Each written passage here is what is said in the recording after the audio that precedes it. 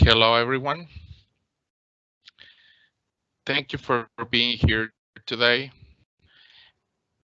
We have a very interesting topic, which is Clil, Content Language Integrated Learning. So today we have Ileana Rubalcaba. She's going to be our speaker today. Let me introduce Ileana.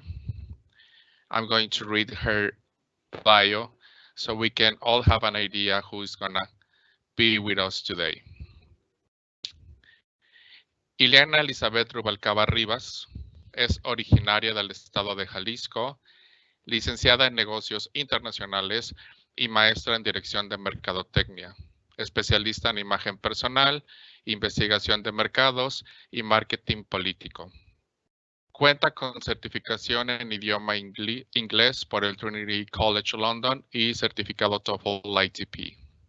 Consultora empresarial en áreas de mercadotecnia y negocios, docente a nivel licenciatura para diversas universidades públicas y privadas, directora de tesis, conferencista y tallerista a nivel nacional e internacional en temas relacionados a negocios y mercadotecnia. Docente de inglés a nivel superior y emprendedora social.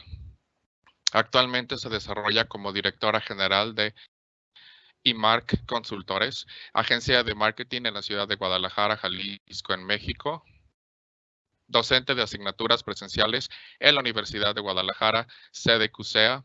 Facilitadora y docente en línea en la Universidad Latinoamericana en Ciudad de México. Asesor externo en UDP o University of Dayton Publishing en ediciones CCM por los últimos 2 años. Diseñadora pedagógica de materias en línea para la Universidad UTEC en el estado de Jalisco, en México, y certificada como capacitadora y dedicada a la impartición de talleres en mercadotecnia digital, ventas, imagen, liderazgo en estudiantes y emprendedores, y además dirige la Fundación Sin Fines de Lucro Tour Pinta una Sonrisa, dedicada a labor social en el estado de Jalisco, en México. Thank you, Ileana, for joining us today to share with us this very interesting topic, which is CLIL, Content Integrated Learning. Remember that this is an interactive workshop, so we really expect you to participate through the chat. We're going to have several questions. We're going to have reflection moments, so you are very welcome to write, and we will post all your comments. Thank you, Ileana, again, and please feel free to start as soon as you want.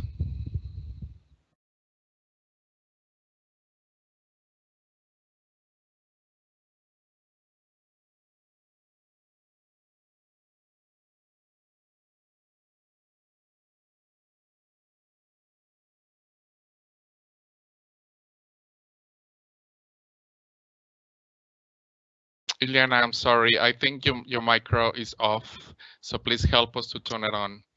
Perfect. Oh, thank you. Thank you so much. Can you hear me? Yes, perfectly. Sorry. Thank you so much, Ileana. Perfect. I'm going to start again. Hi, everyone. Hi, teachers. Thank you for being here today. As Abdel told you, my name is Ileana Rubalcaba, and it's a pleasure of being here today, and that I can share with you a little bit of my knowledge and my experience teaching. And today I'm going to talk about CLIL, Content Language Integrated Learning. So feel free, everyone. If you have any question, anytime, you can use our chat to ask, and feel free to do it, okay? I'm going to share now my presentation. Okay, I don't know if you can see it.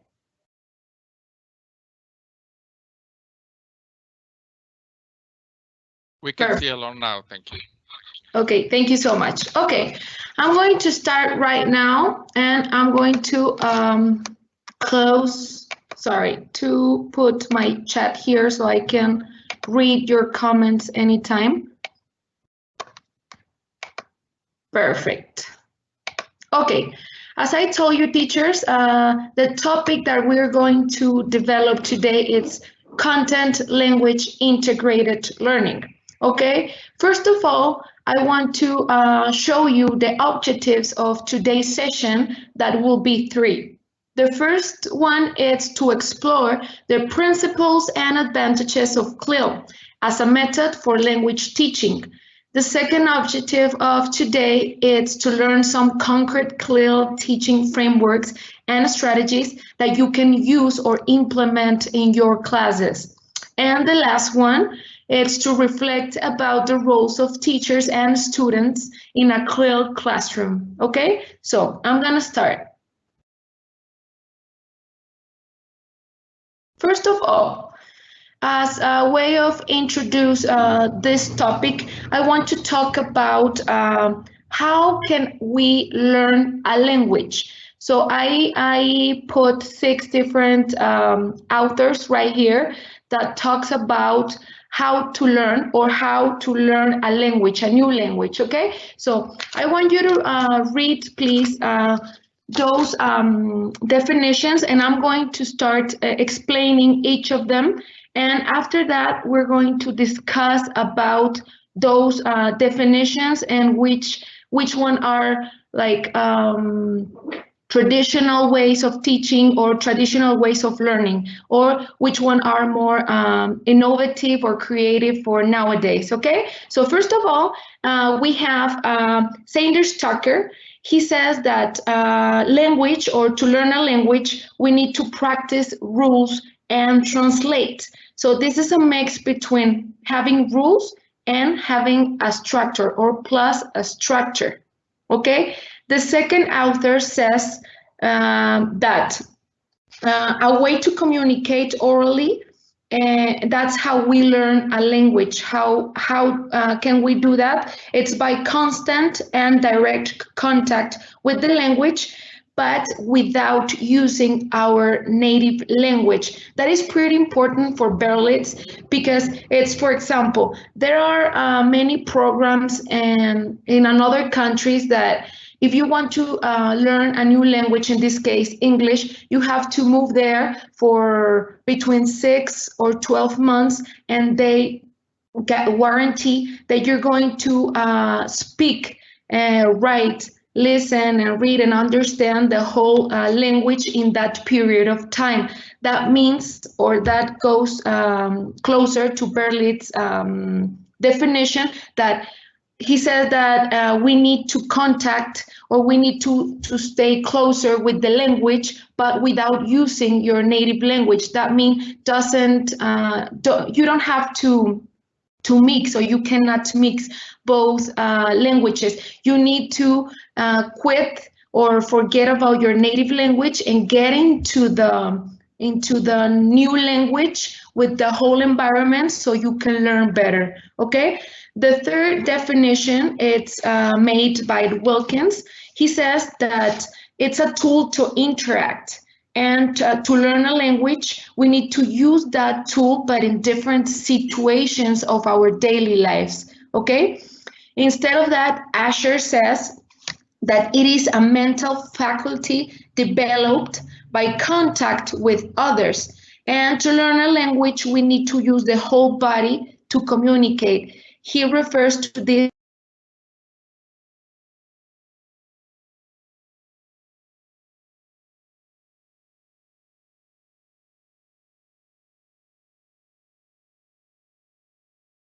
when I start learning the language.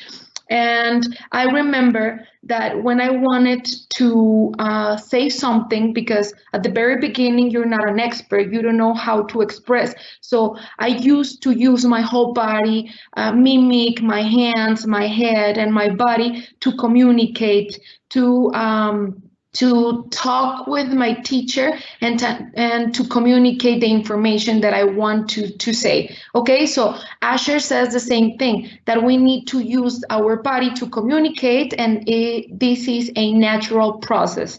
Next, Lewis says that it is a relationship between words, that learning a language is to understand and command vocabulary. Okay, and finally, Jeremy Harmer, it's a British teaching expert. He says that a language, it's an instrument for communication, and that we gradually command a process by tasks or by communicating tasks based on the student needs. This is the last definition, but I think it's one of the most important because the past authors didn't focus their ideas on student needs. So I think focusing nowadays in our students' needs, you know, some of our students learn by listening, another one by writing, by watching or looking. You have like different type of abilities. So we need to center in our students' needs to develop better classes for them. So who thought it's better? This is a kind of a space where I can where I want to listen to you. In this case, I'm not gonna listen to you. I want you to write here what are the main difference the authors described. So if you want to use the chat, I'm very pleased of reading you. Whose ideas do you agree with the most? Or whose ideas do you think are no longer used? In your experience, teachers, I can see teachers from Coahuila, from Ecuador, San Miguel de Allende, Yucatán, Jenny from Ecuador. Ecuador, we have a lot of people from Ecuador. Thank you so much.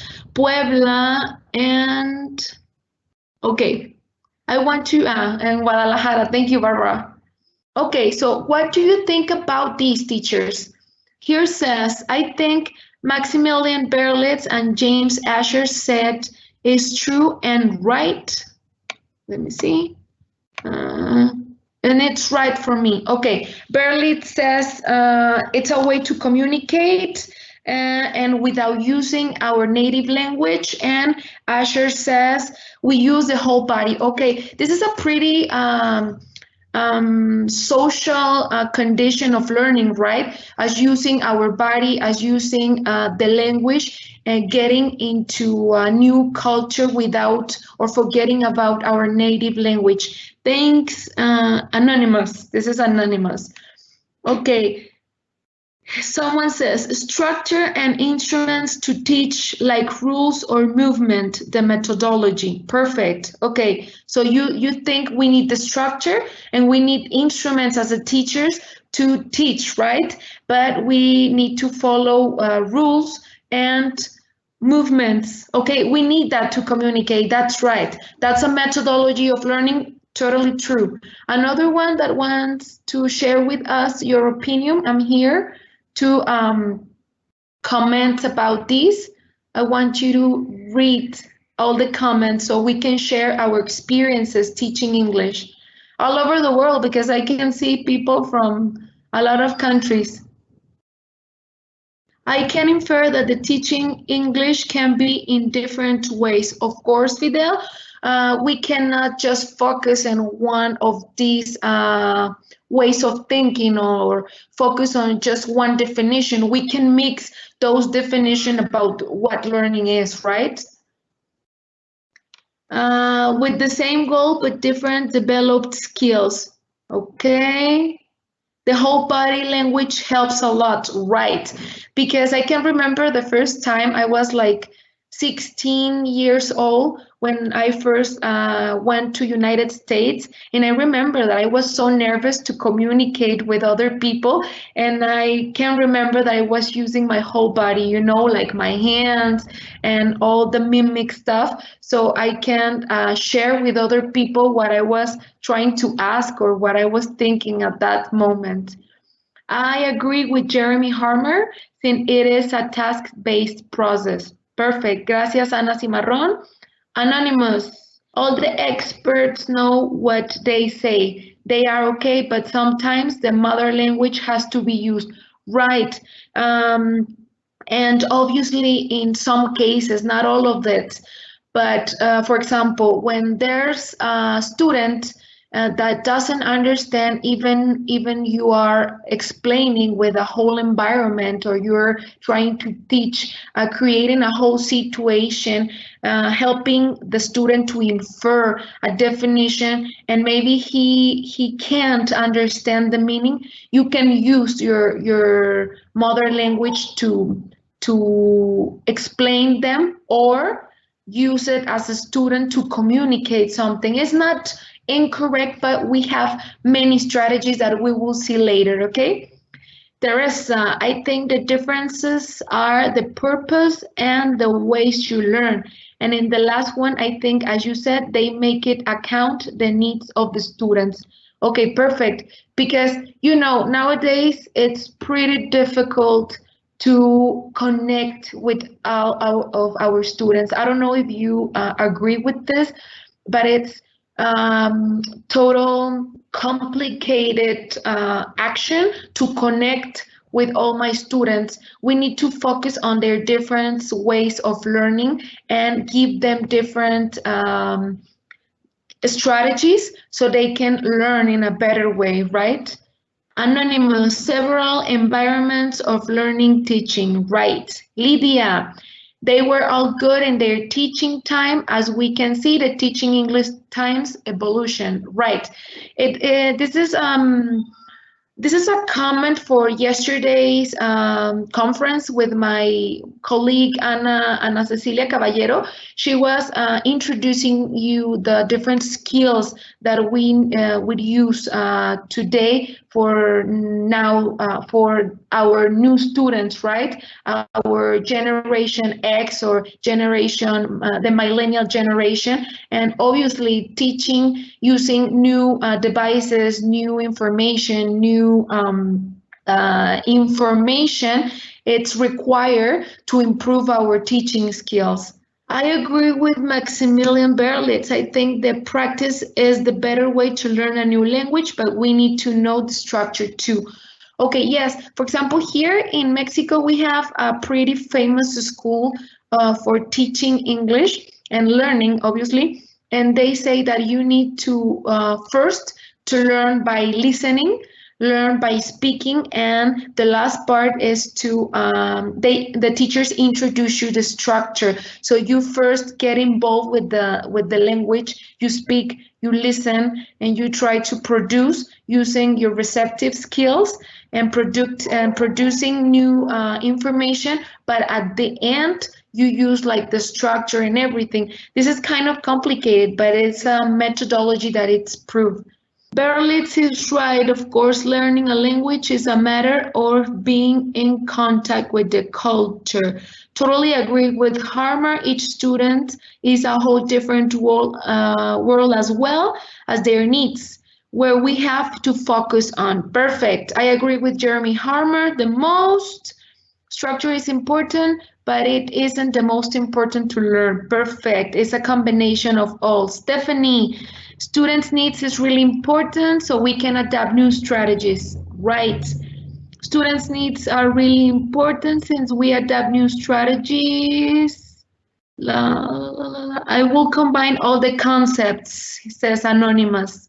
Adan, I think we need to create the need of using the language through communicative activities in different situations. That's right, Adan, because we give them the information, so then after that they can use that information to communicate in their own way, okay? Wow, I agree the most with Berlitz, Wilkins, and Asher as in experience learning the language like this. I learned Spanish by interacting and trying to communicate with my classmates, schoolties. Perfect, thank you so much. We have a lot of comments right now. Jenny, I agree with Asher and Harmer. I think that practice makes masters. Using the body and using the language in a natural atmosphere or everyday living, just like they learn their native language. Perfect, yes. We live in an open economics. We need a lot of technical to learn English. Berlitz give us that instruments to teach another area. For example, in economics, please let us know. Thanks. I don't know, but I can figure it out and I'll tell you. I don't know who ask this because he says hello everyone. It doesn't have a name right there. And Jose Manuel, we have to be aware of students' learning styles, even though it will be rough to elaborate lessons plans that will respond to all of their needs. As teachers, we have to come to light, so we will enlighten our students as a result. Perfect. Okay. Now, thank you all for your for sharing with us your experience, your points of view. I'm going to continue to get deeper in this methodology. Okay, the Clil methodology. Okay, as an analysis, I'm going to talk about each author. Okay, so each author has an approach. That means a view of what language is and how it is learned. Every author has its own method. That means ideas on what can be done to teach. And obviously, every author has a framework and techniques or different techniques. That means specific strategies that can be used in the classroom to teach that in that way. Okay, so in a nutshell, we can design this explanation as the approach as a philosophy. We have methods or a target planned set of orderly procedures that are based on a credible approach. We have frameworks and techniques that are the strategies or concrete strategies to reach that goals. Okay, so we're going to see this a little bit deeper in the next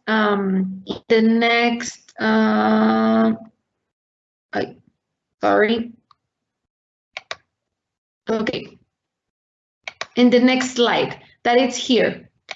So I'm going to talk about a little bit more of Clil, okay? Clil as a method of language acquisition, okay? So talking about the past nutshell that I present, I want you to show you this. For example, we have an approach, the communicative approach, okay? We have three different types of methods. The first one is the communicative language teaching. The next one is the TVL, and the last one is Clil. I'm not going to talk a lot about this because if you saw my colleague's Ana Caballero presentation of last week, she was explaining the whole approach, methodology, frameworks, and techniques thing. But for this, I'm going to focus on what we need to know, that it's the Clil part, okay? We're receiving people from all over the world. Ecuador, Dallas, Chihuahua, Colombia, Chiapas, Ecuador. Leticia Torres from Puebla. Welcome, everyone. Welcome. Veracruz, Guanajuato, Guadalajara, Colombia. Thank you all for being here today. Okay, I'm going to continue. So we have the communicative approach. And we have different type of methods, okay, to communicate this. We have, first of all, the communicative language teaching that it's split in two parts.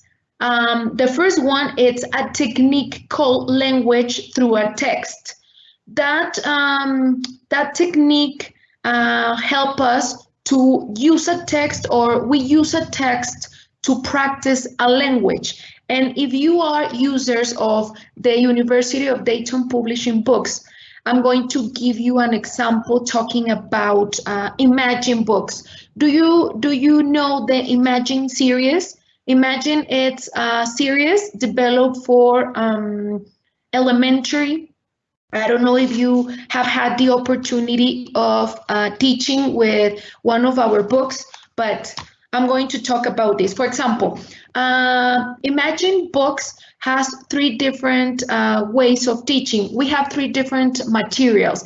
We have the student's book, the activity book, and a reader. The most important thing here, or the thing that makes the Imagine book different to another books, it's that we focus the whole learning or teaching learning strategy in the reader part or a reading part. So we have a small reader and we start giving the lesson using that text. That means if we're going to talk about maybe the solar system, we're going to find the first reading of the unit talking about the solar system, so where our students will find the whole target vocabulary and the whole information without telling them that we're going to see the different planets or the sun or everything. Okay, so we're going to see the text, we're going to read, and we're going to focus on developing the lesson by reading that text. So that's the technique called language through a text. Then we have skills-based lesson. That's a framework. And what is the main point of skills-based lesson? It's to give meaningful practice to our students using their receptive and productive skills. Remember, the receptive skills are reading and listening, and the second level we have the productive skills that are more complicated, or you need like a higher level of knowledge because it's when you produce. That means speaking and writing. Okay, so we, for example, for a reading, for an example, sorry, we can give a reading to our students, and they can write a story. So they are using both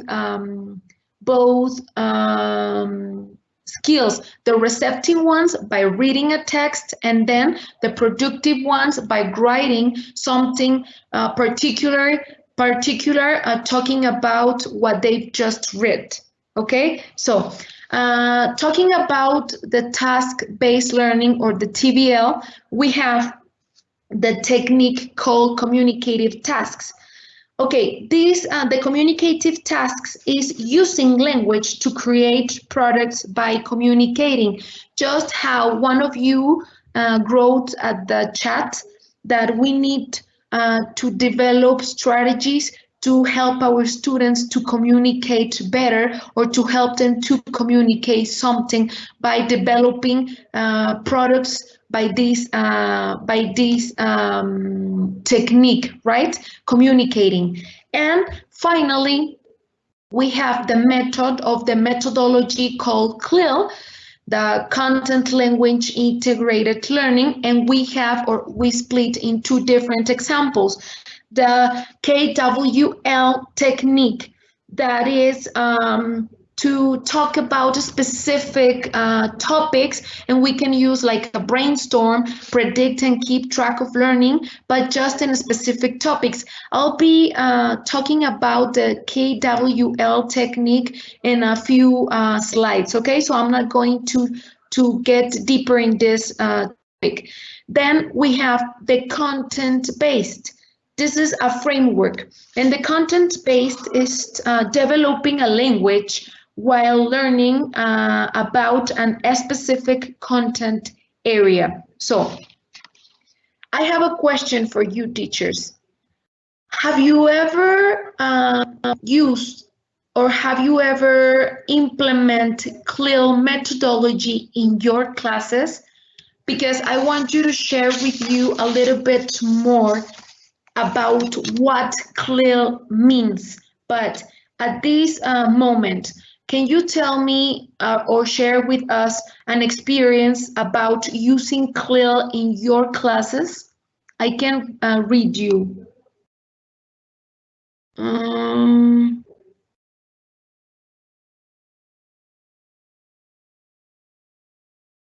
Here says, what do you know about the topic? What would you like to learn about it? And what did you learn? Yes, that's the KWL technique. Right, Adan, thank you so much. Sarah, I have. Can you give us an example, Sarah? Anonymous, yes. Can you give us a small example of how do you implement or use this methodology in your classes?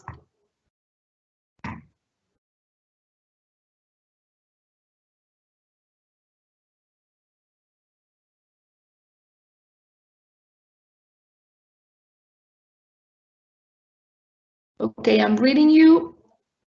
Okay, I'm going to start explaining you a little bit more the methodology of Clil. By the time you can write, if you have experienced using this methodology in your classes, okay? I want to say that the principles of Clil are these ones.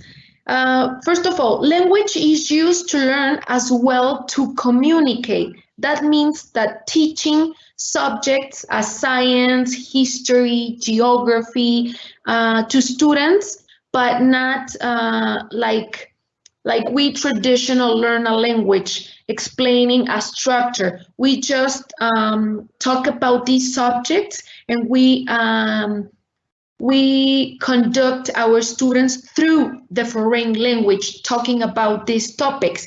That means Clil works because we motivate our students with exciting and fun activities that help them to receive the information and get involved with the different topics without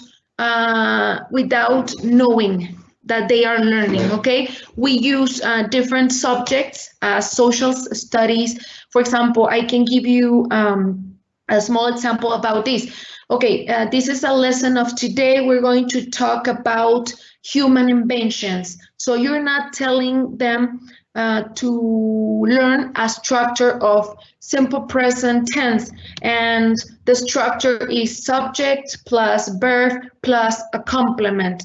And you start like, you have different type of subjects, I, you, he, she, you have the verb in an infinitive form, for example, work, and you have to add a complement, I work late, she works late. That's like a pretty traditional way of learning. That's how I started learning like 20 years ago, okay? So now the thing here with Clil, it's making it easier. So we just expose our students to fun content, to creative content, and let them do with the language, okay? So we say that Clil helps to build knowledge in our students, and we totally know and we believe that all teachers are teachers of language, okay? Let me see if I use Smarty. It's based on Clil. Thanks, Lydia. Yes, Smarty is one of my favorites from University of Dayton Publishing. Yes, we use Clil. Yadira, yes. Alejandro, I usually do this with extra materials and do it in a very creative way. Using creativity, it's a very good way to implement Clil in our classes because you're going to attract the attention of your students with this content. It doesn't mean that all the contents have to be interesting for them, because there's information that they don't want to learn or that they refuse to learn. For example, maths, right? It's not a common subject, or it's the subject that no one wants to learn, but we can teach math, geography, history, chemistry using Clil. Okay, in many of the texts are there Clil activities like art, science, and social studies. Anonymous, thank you. Adan, yes, I have. I've taught different subjects by using English, such as math, geography, or history. Perfect. Thank you so much, Adan. Sarah, in example, I used Clil in arts as a way of approaching to pop art. I have also used a way of reviewing the 5 kingdoms, mixing with Pokemon creatures. That's pretty creative, and I think you can attract your students' attention by using interesting topics that are common or actual for them, right?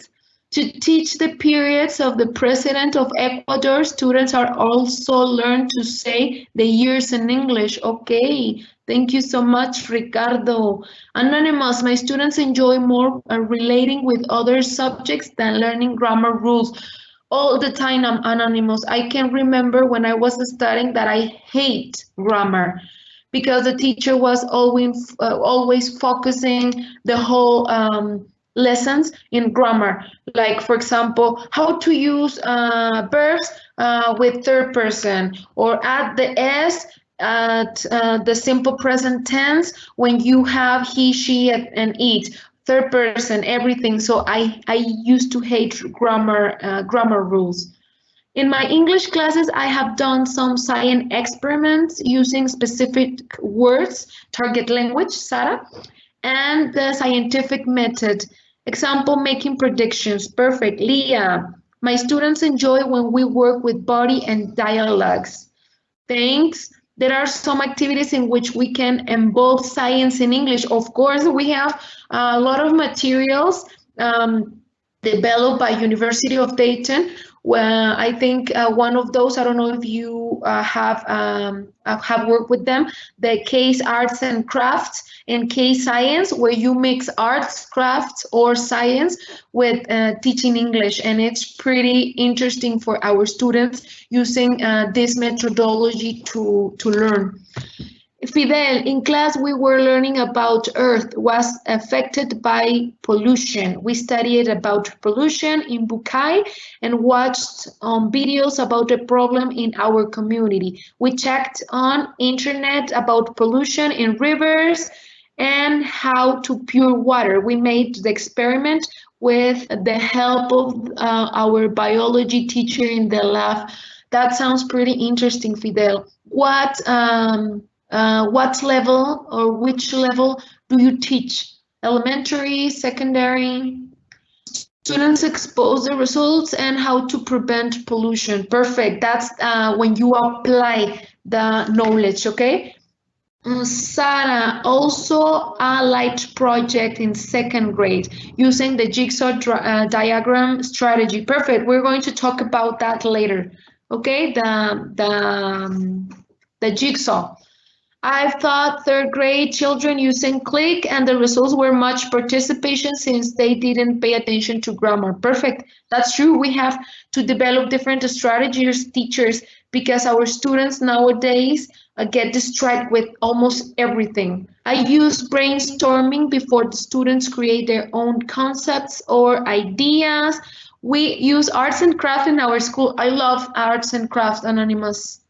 Selena, I think that I have applied it in my area that it's preschool. We use a lot of the body and movements in addition to focusing on a subject, trying to make it attractive. You work with the smaller ones, with the younger ones. That's pretty cool because you have like many different materials to develop with them.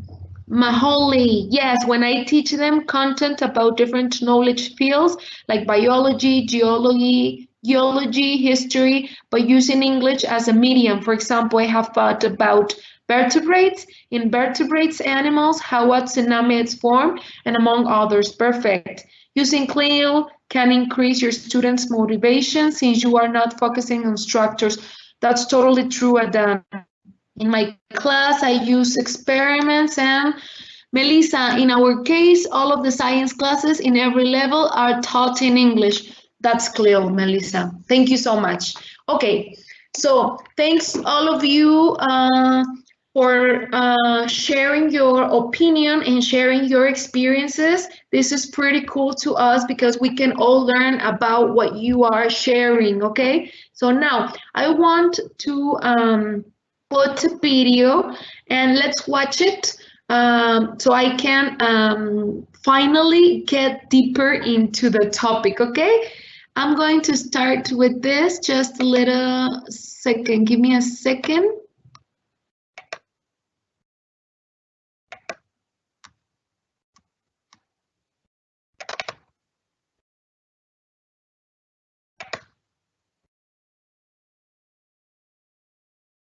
Okay. Ready?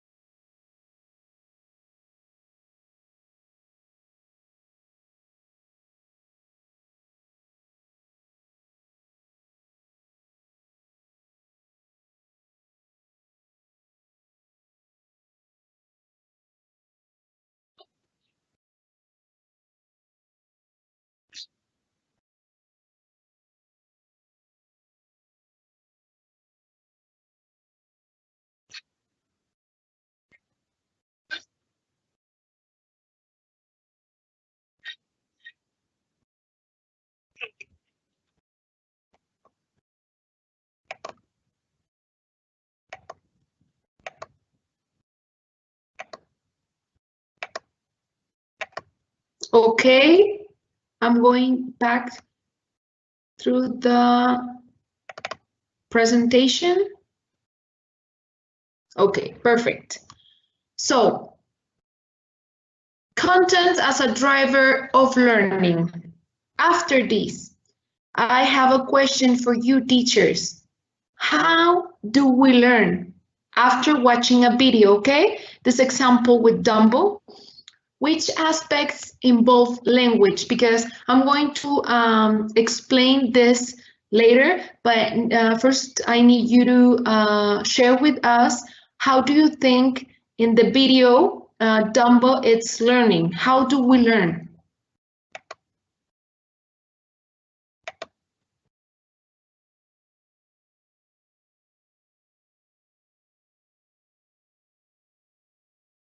I use games with my students to learn the parts of the body. Okay, Valeria. I'm going to wait a few seconds so you can share with us, how do we learn after watching a video?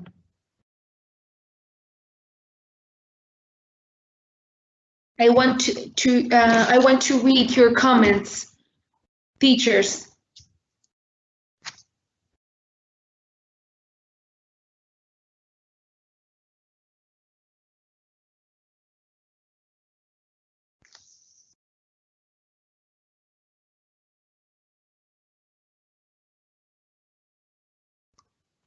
By practicing with the help of others. Okay, Fabi, Dumbo didn't have theory, just practice, okay? Cooperative learning, right, Fidel? Anyone else that wants to share with us? Okay, so how do we learn? Okay, I want to show you this part. We have here a picture talking about two different factors, okay? The internal and the external. And we have content, interaction, and motivation, okay? So I'm going to start explaining. When we talk about external content, I'm going to talk about Dumbo's video. When we talk about the external content, it's, for example, it's all the information and knowledge that Dumbo has before the situation that he's living, okay? In case of our students, when we talk about the external content, it's when they have information and knowledge that has in their brains, but they don't use it, okay? They have the content. The external one, it's when the teacher shows you the theory, or in this case, when the mouse tells Dumbo up and down, up and down. The mouse was giving him the theory, right? Dumbo didn't know how to do it, but he was receiving the theory, and by the same time, he was trying or practicing how to fly by moving their ears up and down, right? So the next factor is the interaction. In this case, we have the internal, that it's interaction with myself. That means being conscious of my abilities and my limitations as a student. And the external interactions, that means when you are sharing or in the same environment, sharing with others, in this case, the classmates, or in this case, the birds, okay? So Dumbo was interacting in an external way with the birds and with the mouse. And finally, we have the motivation. Motivation in both ways, internal and external. That means internal motivation, it's, for example, my self-motivation. It means as a student, which is the machine that moves myself to learn a new language, or which is my motor to move me to do something, okay? So self-motivation, how do I see myself? And the external motivation, it's what the birds were doing, okay? They were encouraging or challenging and having fun with Dumbo. So how do we learn? We learn by mixing the internal and the external factors based on the content, the interaction, and the motivation. So which aspects involve language? All of them, the internal and the external, talking about the three different points that we set on here: content, interaction, and motivation. Okay? Any question until here? Here says Alejandro, he learned by motivation and practice. Right. Leah, with practice and external motivation. Veronica, sharing ideas about the video in cooperative groups. Manuel, we create a good environment and atmosphere. Visual? Could be, because he's learning about an instruction, just about watching. Dumbo was looking or watching the mouse doing the up and down movement, right? Bernardo, well, depends on the activities, but most of the time it should be with the practice. Self-motivation, learn by doing. He learned by what he was seeing. Yes, Elena, he was looking to the mouse, and the mouse was doing the activity, and that's how Dumbo learned. And obviously acting or doing or practicing. Diana, we learn when we are interested in something, right? But it doesn't mean that when we doesn't or when we are not interested in something, we're not gonna learn, because that's why we as a teachers have to implement different strategies to help our students learn without loving or without being interested in one topic, okay? Interacting with others, with the content, and finding sense to what I need to learn. No sound in the video. In my English class, I use these methodologies. Thanks, Celeste. Well, we can to ask me questions to students in order to check if they understand. Then I can check COM values in this video. Okay, motivation, the most important. As a second plan, when you enjoy and get fun, yes. By practicing imitation, teamwork, body language, motivation from others. You can describe the actions, positions, that the characters are doing. They learn by the example of others, by interacting with each other. We learn by applying the general knowledge or theoretic learning in the real context. Marisela says by practicing and interacting. Perfect. Interact, real life, model examples, brainstorm, cooperative learning.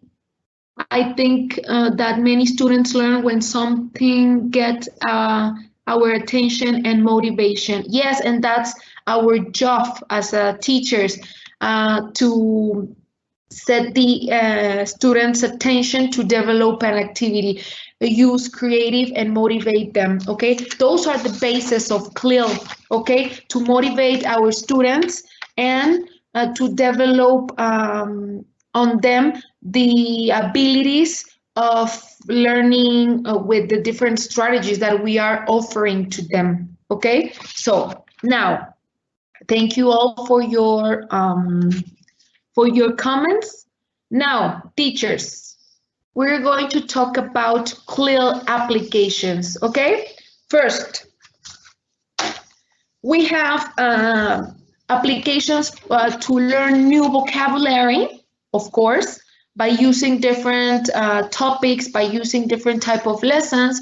As we said, talking about art, talking about history, talking about solar system, talking about geography, rivers, the seas, transportation, I don't know, any topic, okay? We learn or we apply Clil as to learn language functions, what students do with the language as they engage with content and interact with others. with type of text, using different type of text that are interesting for them and creative, as all of us just read here in the chat. Remember, I don't know who said that, but one of you teachers shared with us that one of your strategies is to motivate your students and to use creative information or creative topics to develop your students' attention and motivation to do an activity. Okay, now Clil for listening content, Clil for interact or by interact with the language. That means be with the language or do with the language. And finally, to develop projects using the information that our students learn and personalizing that information and using it to create or to design a project using the whole knowledge that they just received. Okay, so those are one of our Clil applications. I want to talk about a little bit of Clil benefits. For example, we can have cultural awareness or develop cultural awareness, internationalization, the language competences. We develop language competences. We not just prepare our students for study or for school, not only for studying, but also for working life in the future. That's how Clil works. And Clil benefits is to increase our students' motivation in doing stuff or doing new stuff or to participate in new activities with the students and to enrich the classes through our students' motivation. Okay, so as Maria said, we get our students' attention and motivation. Perfect. And don't forget that Clil's lessons use the 4 skills combined to learn and discuss the listening, reading, speaking, and writing skills. Okay, now I have a comment right here, Priscilla. I think a video is a clear example of interaction. It is easy to have the attention of the students and after that interact with them by asking and answering, imitating what you see, or discussing points of view with class using your knowledge and language. And you complete the whole process of Clil applications, right? You develop vocabulary, the language function, using different type of text. In this case, it's a video, listening content, interact, and then use that information to develop a project. Thank you, Priscilla, for your comment. Now, another Clil applications. We can develop Clil by immersion. That means instruction and regular interactions only in second language. By bilingualism, it means learn and use 2 languages equally, but one at a time.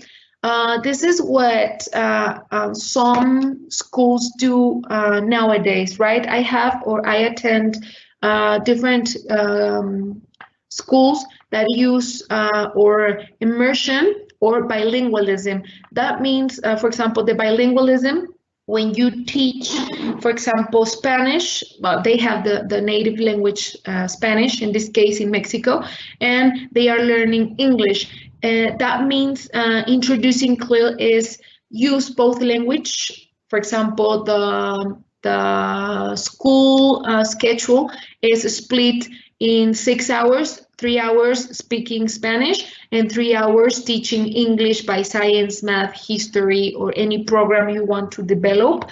And you use equally both languages, but without mixing them, because that happens a lot and more with the younger students. Because, for example, when you have students from elementary or kindergarten, and they are accustomed to listen Spanish in their houses and practicing English in their school. So sometimes they are they mix the both languages trying to communicate.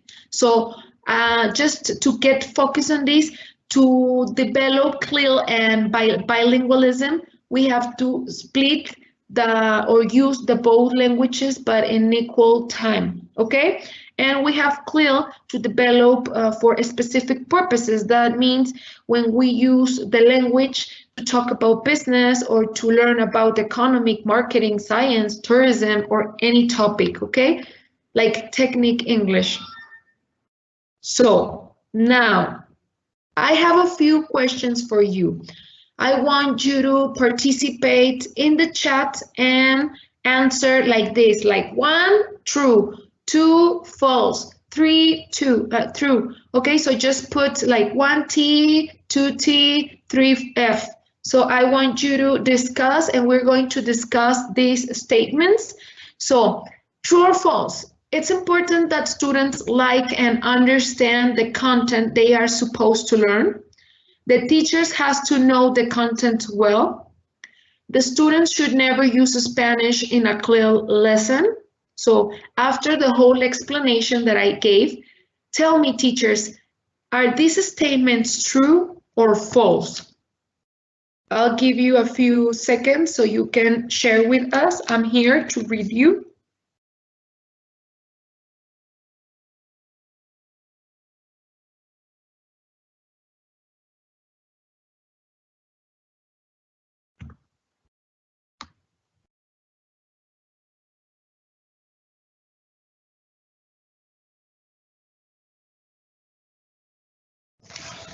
Comments. 1 false, 1 true, 1 false, 1 true, true,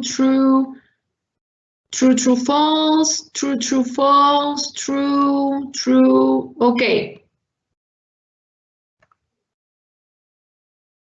1 second.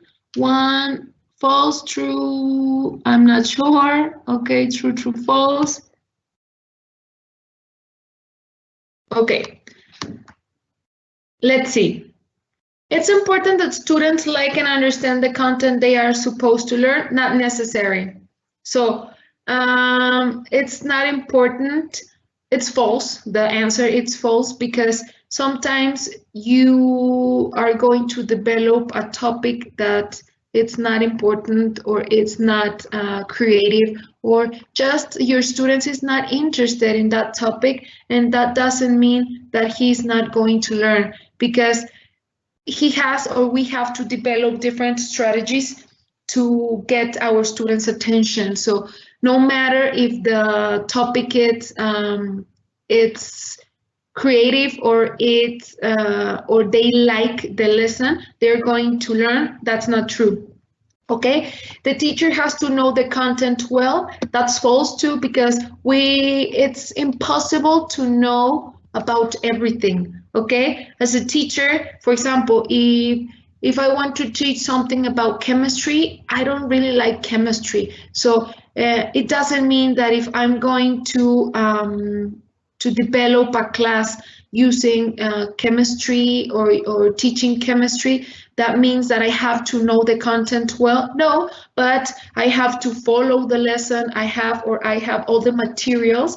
For example, University of Dayton, with all the books that it develops, they put the company puts in all the books at the very beginning the structure of how to follow it to develop the whole class. So you don't know to be an expert in a topic. You just need to follow the instructions of the book to complete the whole lessons. And the last one, it's false, because you can use Spanish just in special cases, as I told you. If you share with your students the environment, you explain them in a whole environment of information and they don't understand, even you are trying, you can translate. Okay, so it's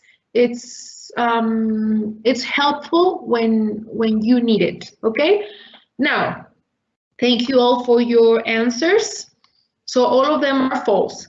Okay, so now teaching content, teaching language. We can see here the different traditional strategies that I'm pretty sure you have used them. For example, lecturing or students' presentations or individual reading and questions or watching videos. Those traditional strategies are pretty common for us because are implicit in our books or are explained in our content of all the books or all the materials that we use to teach, right? So which alternative strategies do we have using Clil or implementing Clil to our classes? One of the most common or one of my favorites is the KWL chart that one of you was explaining to us in the chat. Another strategy is to use a corner style reading or the jigsaw reading. That's one of you told me too that it's pretty common in your classes, or the problem solving or case studies, or using WebQuest. Okay, so those are alternative strategies for you using Clil. What is the KWL chart? The KW chart, it's used to know what I know at this moment, what I want to know in a short future, and what I've learned at the end of the lesson. This is pretty useful because it's a graphical organizer that helps us learning better. Okay, so what I know now, what I want to know, and at the end of the lesson, what did I learn? Okay, the next one, you can use the corner style reading. This is a method of a systematic format for considering and organizing notes. Notes from a lecture, or it consists in the main ideas or to focus on the main ideas of a text and then write it down. We have like two columns. The first column says like keywords, and the other one are the notes that I write about the topic. Okay, so the corner style strategy, it's a very good idea to develop. Obviously, you have to set and focus on the level of your students, because these type of activities you cannot develop in kindergarten, right? You can develop it in elementary, but in higher levels or in secondary or high school. Then we have the jigsaw reading that someone of you told me in the chat that you used to use this technique, right? And the jigsaw reading emphasizes in cooperative learning by helping each other to build comprehension. That means you can use a text, a small text, you cut it and you share the text with your students, and you help them to develop the collaborative learning about or focus on completing the whole story or the whole text by sharing experiences and information. Okay, we have another one that it's the problem solving or the case studies, that it's the act of defining a problem and determining a cause of the problem, and then identifying some alternatives of solution and then implement the solution. Okay, so those strategies could be useful for you, obviously adapting to your level, as I said a few minutes ago. And the last one that I want to share with you is the WebQuest. Have you ever used a WebQuest? WebQuest is when our students get all the information from the web. Obviously, we have to orient them, because we're going to share with them links, we're going to share with them web pages, and that support the critical thinking through analyzing and creating new knowledge from checking the links and checking the information.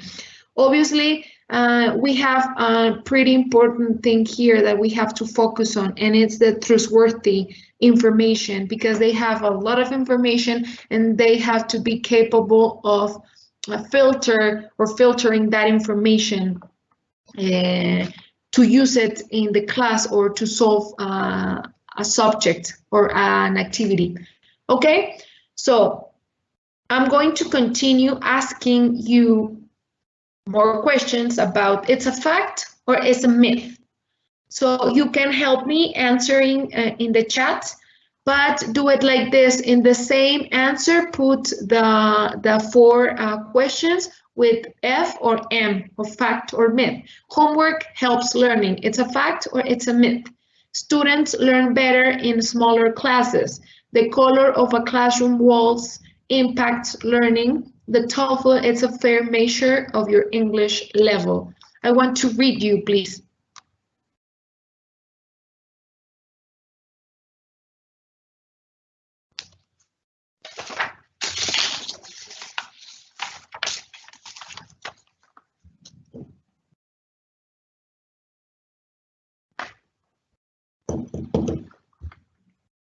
What do you think, teachers, about homework?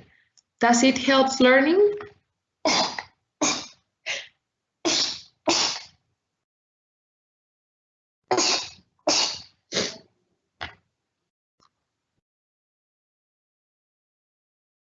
Barbara, one is a myth. Homework helps learning. What else? I want to read you, teachers. Why is a myth, Barbara?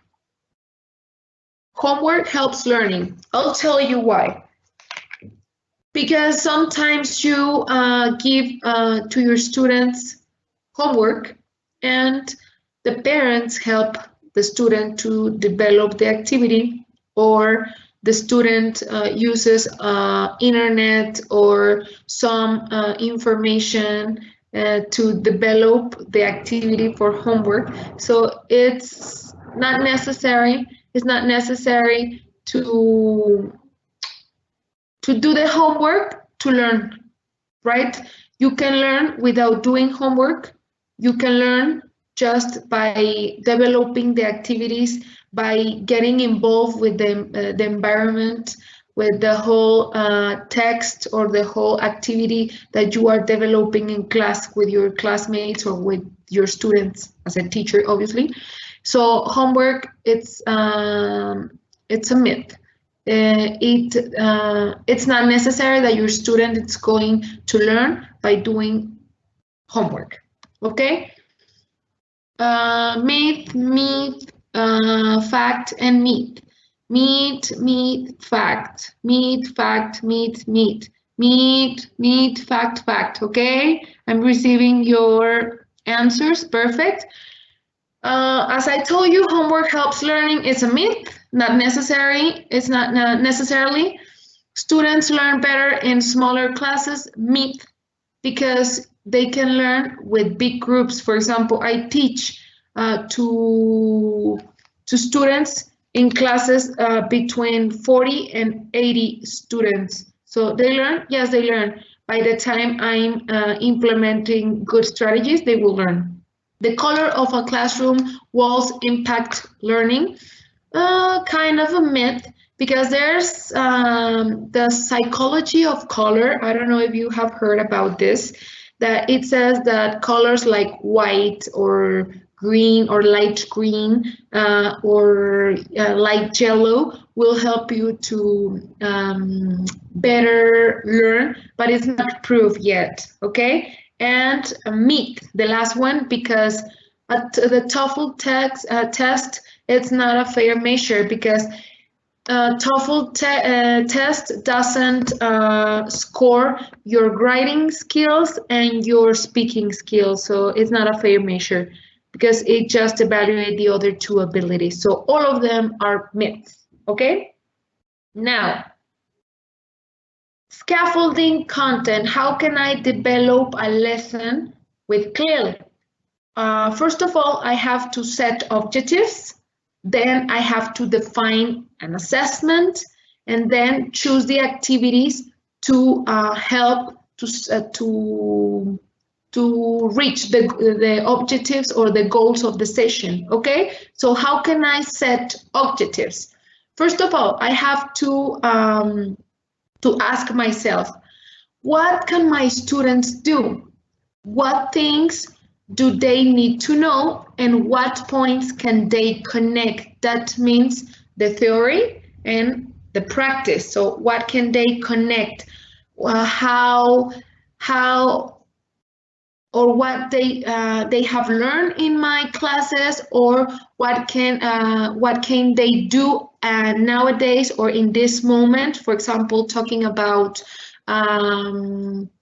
ways of transportation. What can they do now?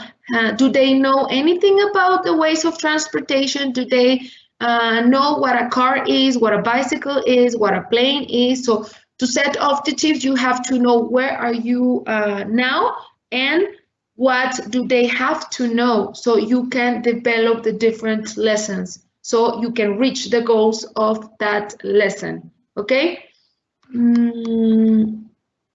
I have used the Cornell method and it caused great impact not only to practice English, it helped with some other subjects too. Perfect, Evelyn, thank you, from Ecuador. After setting an objective, you have to adapt the content goals. For example, I have an example, clear example here. Adapt a content. Objective, students will be able to explain the nitrogen cycle and its impact on ecosystems. Then, how can I evaluate? Evaluation, a final task that requires knowledge, ability, and understanding.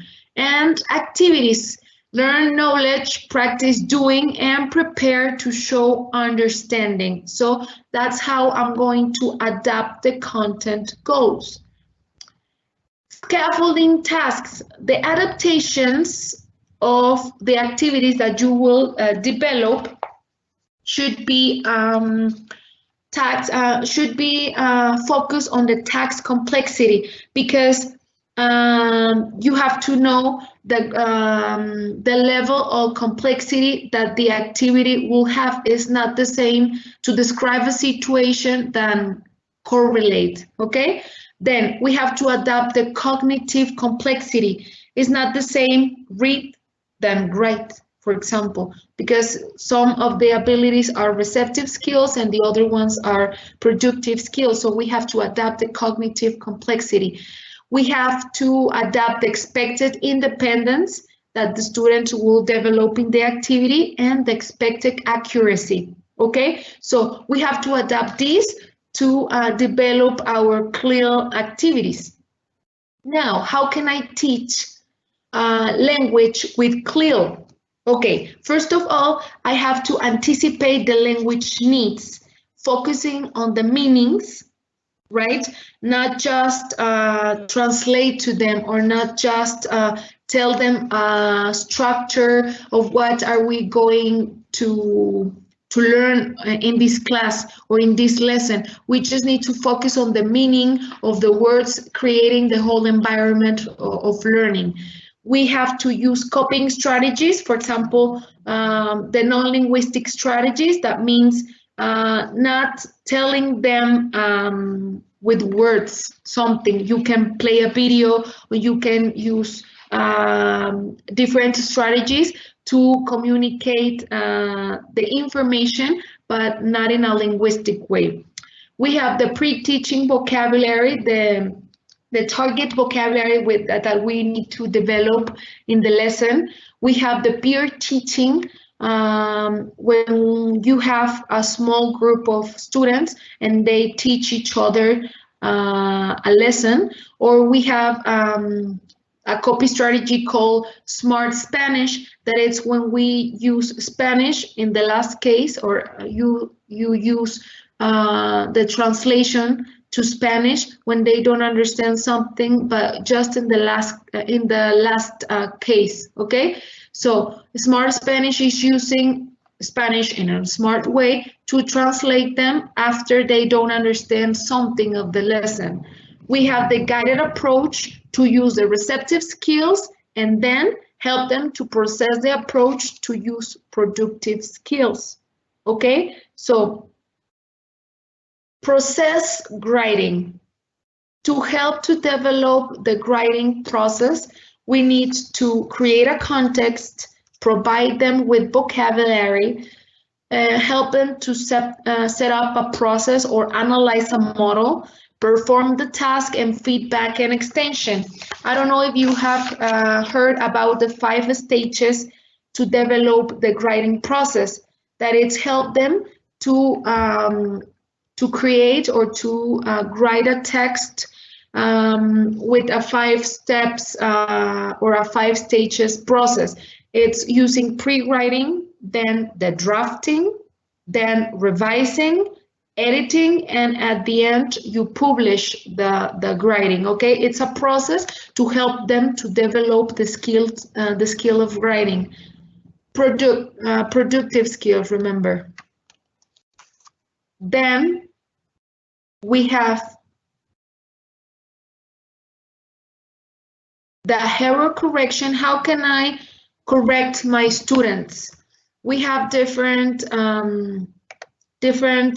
strategies. For example, pointing out the error by repetition or with the finger correction. I don't know if you have used this one. It's when you use like you lift a finger when you hear or you see a error or a mistake, and you do this because it's 1 mistake, 2 mistakes, 3 mistakes, and then you after that you explain them the mistakes or the errors that they have. We have the sentence team, when you repeat the sentence and they can figure out the error. We have peer correction, that it's when you focus or you find the error by sharing with another classmate. We have the delayed error correction, or the recasting or reformulating the sentence so the student can be conscious about the error that he just made. Okay, so those strategies that I share with you for communicate, for writing, for teaching language are pretty useful to develop a class with Clil. Okay, so just to reflect our roles, to finish this session of today, teachers, I have a few questions just to share, and I want you to read your answers. How can we motivate students to learn content in English? When it's okay to use Spanish in Clil classes? Do teachers have to become experts in the content they teach? Where have I found elements of Clil teaching in my programs? Okay, I want to read you. We have a few minutes to do this. And I want you to write the answers of these 4 questions, or 1 question. If you want to answer question number 1, we are open to read it. If you want to answer question number 2, we are open. So you have the chat here. Práctica e interacción motiva al alumno, bueno, para implementar en clase. We learn by imitation. Okay, what else? But not always. Sometimes homework can help, okay? What else? I want to read you.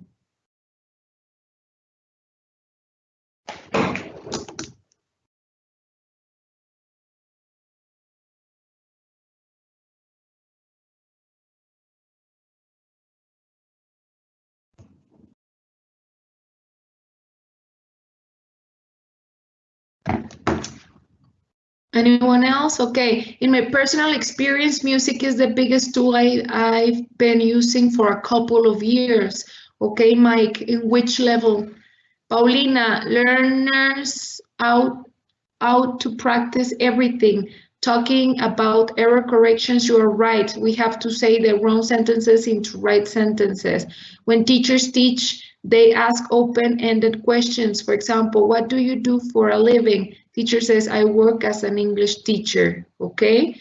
Sara, predicting, playing with the content. Okay, we definitely have to find out what kind of content is relevant for students so we can take advantage of it and use Clil.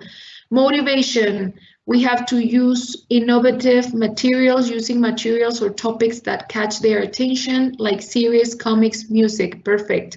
By using games, using technology, when we have a problem in understanding each other. Okay, yes, that's the answer for when it's okay to use Spanish. Perfect, Sara. One, by making a product, creating. Manuela, using videos and discuss about it. Fidel, with strategies, motivating our students with strategies. It's okay, last resource, perfect. Teachers have to become experts. No, just follow the book, perfect. Maholi, by having them doing hands-on activities. Answer for question number 1. Teachers can be changed voices when they are reading. Games, fun activities. To motivate your students, you need to create better and different exercises. Yes. Sarah, number 1, including familiar examples. 2, when you have used all the strategies or the concepts, is too important or difficult to be understood. Okay. Number 3, not experts, but expert in transmitting. Perfect. That's right. And especially our contextual learning, error correction, peer correction. Okay. Margarita, I like to use vocabulary, games, videos, and some comics. We can motivate our students. Use Spanish is okay when they can get the meaning of or the idea. No, teachers don't have to become experts. No somos sabelo todo, right? Videos and using creative materials and a lot of answers. Use Spanish as a last resource. We don't have to be experts. 80 students, wow, I work with 50 kids and I thought that was difficult. I have had 120, Patricia. By projects, watching videos and listening to English songs, okay. Well, we can be an excellent model to follow. That means creative or interesting. Okay, we have a lot of answers right here. Thank you so much, teachers. Sara Fernandez, number 4, when our students are happy, motivated, and confident. Veronica, when it's okay to use Spanish. Using Spanish is important when students cannot understand clearly some things about any classes, but not all the time. Perfect. Thank you so much to all of you for your answers, teachers. And finally, this is the end of the presentation. Okay, so I want you to know if you have any questions. We have about 3 or 4 minutes to answer some questions. So I am open. If I cannot answer the whole questions right now, we will try to do it by email or something. But if you have any questions, please share here with Abdel. And the last part of this presentation is to thank you all for your time, and don't forget about answering the survey of today's lesson, today's presentation. Okay. Okay, I don't know if you have talked about the forces of Clil. No, not in this session, but yes, the 4 C's of Clil are, I have it right here. I didn't comment it, Sarah, because I didn't have enough time. This presentation, it's so long. But the four C's of Clil are content, communication, cognition, and culture. So I don't get deep on that topic. Anonymous, excellent job, Miss. Thank you so much. Thank you for the ideas. I've been listening to all these virtual classes, and sorry. And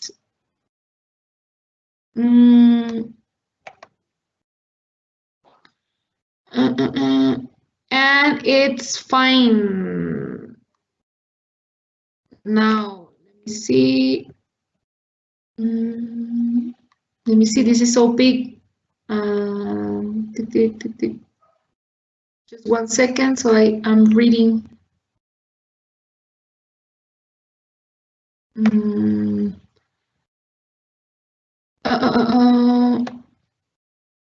I think your explanation pretty well covered the topic. Thank you. I don't know if the 4Cs.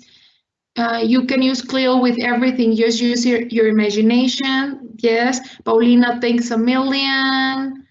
Thank you for this workshop. So Clil is open to any creative way of learning, almost all of them. Yes, we have to use motivation, creativity to develop the different lessons without teaching like the whole structure, just involve our students in the whole environment of learning. Vito, thanks a lot. Thank you. Thank you. Thank you very much for sharing your knowledge. Thank you for your exposition, Eliana. Thanks. I'm from Querétaro. Thanks a lot. Thank you so much for sharing. Warm hugs. So sorry, but what is your full name, please? Ileana Elizabeth Rubalcaba Rivas. Thank you very much. Thanks a lot. Very good information. Great exposition. Thank you. I can see very well the link. Please, can you show us again? Yes, of course.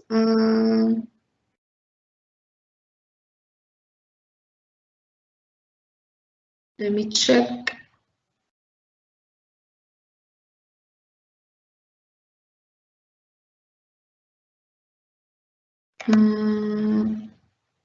Here. That's a full link. I like it so much. Thanks a lot. Thanks very much. Don't forget to answer the survey, please.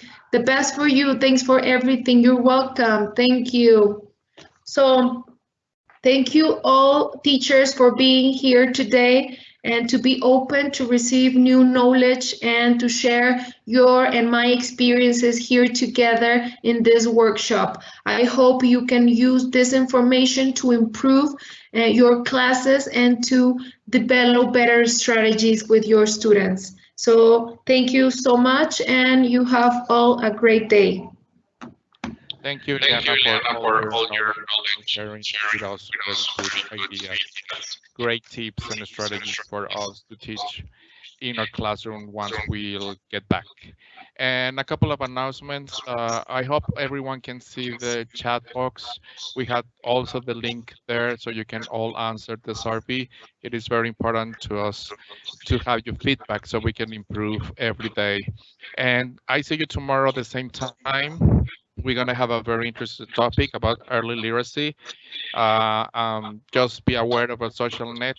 We're going to post the information and the links for tomorrow. So thank you again for joining us on behalf of Grupo SM and University of Data and Publishing. I wish you the best. Be safe and have a nice day. Bye-bye. Thank you so much.